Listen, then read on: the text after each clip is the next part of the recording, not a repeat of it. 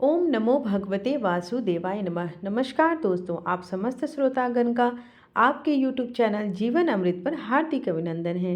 इसके पहले के सारे अध्याय को सुनने के लिए कार्तिक महात्मा का आप सबका बहुत बहुत धन्यवाद। आगे की कथा का भी आप श्रवण करते रहें। कथा का आरंभ करने से पहले आप सबसे एक ही अनुरोध है कि आप कथा का श्रवण पूरा करें और कभी भी बीच में नहीं छोड़ना चाहिए और दिल से कमेंट बॉक्स में हरे कृष्णा लिखने में बिल्कुल भी कंजूसी ना करें। आज के वीडियो में आप कार्तिक महात्मा कथा का 8वां अध्याय सुनेंगे। तत्पश्चात एक भगवान विष्णु का प्यारा सा भजन सुनेंगे और उसके बाद आप आरती सुनेंगे। तो चलिए आज के वीडियो का आरंभ करते हैं। जिसकी दया से सरस्वती भाव रही उपजाए, कार्तिक महात्मा का कमल लिखे 8वां अध्याय। नारद जी बोले, अब मैं कार्तिक व्रत के उद्यापन का वर्णन करता हूँ, जो सब पापों का नाश करने वाला है। व्रत का पालन करने वाला मनुष्य कार्तिक शुक्ल चतुर्दशी को व्रत देव की पूर्ति और भगवान विष्णु की प्रीति के लिए उद्यापन अवश्य करे। तुलसी के ऊपर एक सुंदर मंडप बनावे, उसे केले के खंभों से संयुक्त कर नाना प्रकार के धातुओं से उसकी विचित्र शोभा बढ़ाएं। मंडप के चारों ओर दीपकों की श्रेणी सुंदर ढंग से सजाकर रखें। उस मंडप में सुंदर बंधनवारों से सुशोभित 4 दरवाजे बनाएं और उन्हें फूलों से तथा चवर से सुसज्जित करें।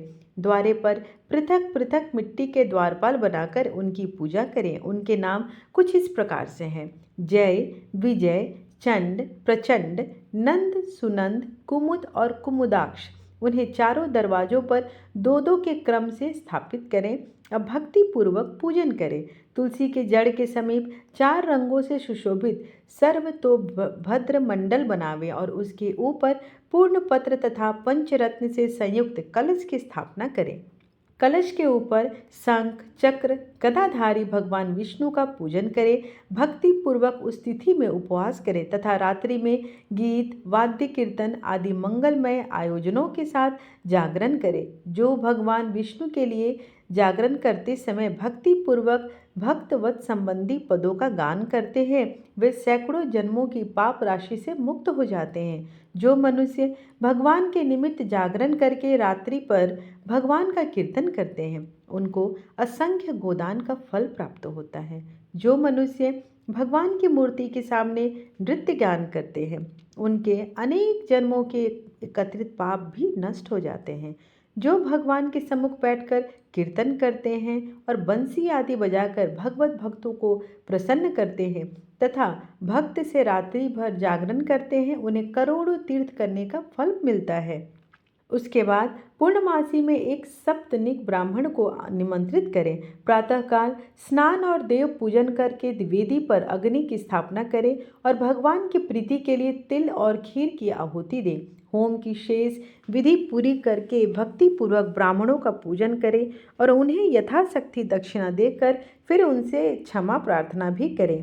क्षमा प्रार्थना करते समय आप कहें, आप सब लोगों की अनुकंपा से मुझ पर भगवान सदैव प्रसन्न रहें। इस व्रत को करने से मेरे 7 जन्मों के किए हुए पाप नष्ट हो जाएं और मेरी संतान चिरंजीवी हो। इस पूजा के द्वारा मेरी सभी मनोकामनाएं पूर्ण हो। मेरी मृत्यु के पश्चात मुझे अतिशय दुर्लभ भगवान विष्णु लोक की प्राप्ति हो। पूजा की समस्त वस्तुओं के साथ गाय भी गुरु को दान में दे। उसके पश्चात घर वालों और मित्रों के साथ स्वयं भोजन करें। भगवान द्वादशी तिथि को शयन से उठे, त्रयोदशी को देवताओं से मिले और चतुर्दशी को सबने उनका दर्शन एवं पूजन किया। इसलिए तिथि में भगवान की पूजा करनी चाहिए। गुरु की आज्ञा से भगवान विष्णु की स्वर्णमयी प्रतिमा का पूजन करें। इस तीर्थ का यात्रा श्रेष्ठ बताया गया है। कार्तिक माह में इस विधि का पालन करना चाहिए। जो इस प्रकार कार्तिक के व्रत का पालन करते हैं, वे धन्य और पूजनीय हैं। उन्हें उत्तम फल की प्राप्ति होती है। जो भगवान विष्णु की भक्ति में तत्पर हो कार्तिक में व्रत का पालन करते हैं, उनके शरीर में स्थित सभी ताप पाप नष्ट हो जाते हैं। जो श्रद्धापूर्वक कार्तिक के उद्यापन का महात्म्य सुनता है या सुनाता है, वह भगवान विष्णु का सायुज्य को प्राप्त करता है और इस लोक को भोग कर अंत में भगवान के वैकुंठ को जाता है। आइए अब भगवान विष्णु का एक प्यारा सा भजन श्रवण करते हैं, तत्पश्चात आरती भी करेंगे। नाम है तेरा तारणहारा, कब तेरा दर्शन होगा। जिनकी प्रतिमा इतनी सुंदर, वो कितना सुंदर होगा। वो कितना सुंदर होगा।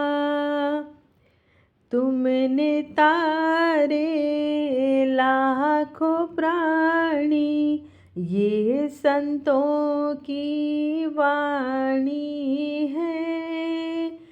तेरी छवि पर ओ मेरे भगवन, ये दुनिया दीवानी है। भावों से तेरी पूजा रचाऊं, जीवन में सब मंगल होगा। जिनकी प्रतिमा इतनी सुंदर, वो कितना सुंदर होगा। वो कितना सुंदर होगा। सुरवर मुनिवर जिनके चरणे निस दिन शीस झुकाते हैं, जो गाते हैं प्रभु की महिमा, वो सब कुछ ही पा जाते हैं। अपने कष्ट मिटाने को तेरे चरणों का वंदन होगा। जिनकी प्रतिमा इतनी सुंदर, वो कितना सुंदर होगा। नाम है तेरा तारणहारा, कब तेरा दर्शन होगा। तेरी महिमा इतनी सुंदर, वो कितना सुंदर होगा। मन की मुरादें लेकर स्वामी, तेरे चरण में आए हैं। हम हैं बालक तेरे चरणों में, तेरे ही गुण गाते हैं। भाव से पार उतरने को तेरे गीतों का संगम होगा। जिनकी प्रतिमा इतनी सुंदर, वो कितना सुंदर होगा। ऐसी दया कर देना दाता, निश्चल गुजरे जीवन ये। रंग लगे नहीं कपट झूठ का, हो पावन तेरा तन मन भी। सेवा में तेरी ओ मेरे स्वामी, भक्ति भाव अर्पण होगा।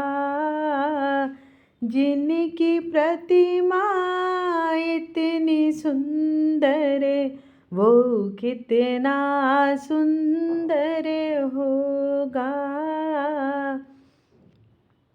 नाम है तेरा तारणहारा, कब तेरा दर्शन होगा।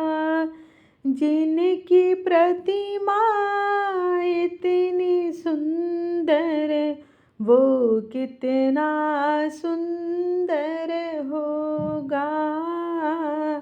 वो कितना सुंदर होगा। आइए अब भगवान श्री कृष्ण की आरती करते हैं। आरती कुंज बिहारी की, श्री गिरधर कृष्ण मुरारी की। आरती कुंज बिहारी की, श्री गिरधर कृष्ण मुरारी की।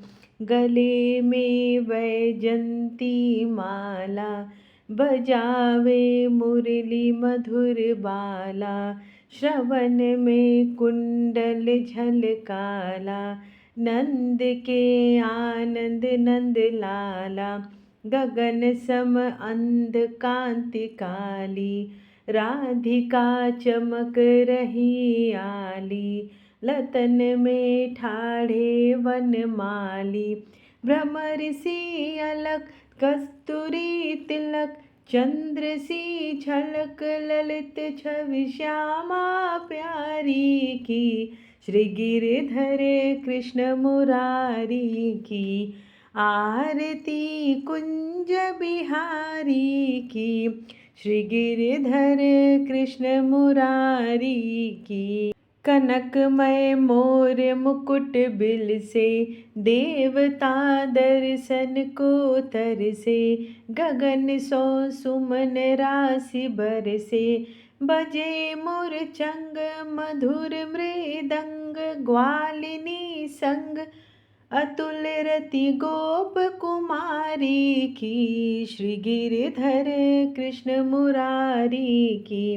आरती कुंज बिहारी की, श्री गिरधर कृष्ण मुरारी की। जहाँ ते प्रकट भई गंगा, सकल मलिहारिणि श्री गंगा। स्मरण ते होत मोह भंगा, बसी शिव शीस जटा के बीच। हरे अध कीच चरण छवि श्री बनवारी की, श्री गिरधर कृष्ण मुरारी की। आरती कुंज बिहारी की, श्री गिरधर कृष्ण मुरारी की। चमकती उज्ज्वल तट रेणु, बज रही वृंदावन बेनु। चहु दिसि गोपी ग्वाल धेनु, हसत मृदु मंद चांदनी चंद्र। कटत भव फंद टेढ़ सुरुदीन दुखारी की, श्री गिरधर कृष्ण मुरारी की। आरती कुंज बिहारी की, श्री गिरधर कृष्ण मुरारी की।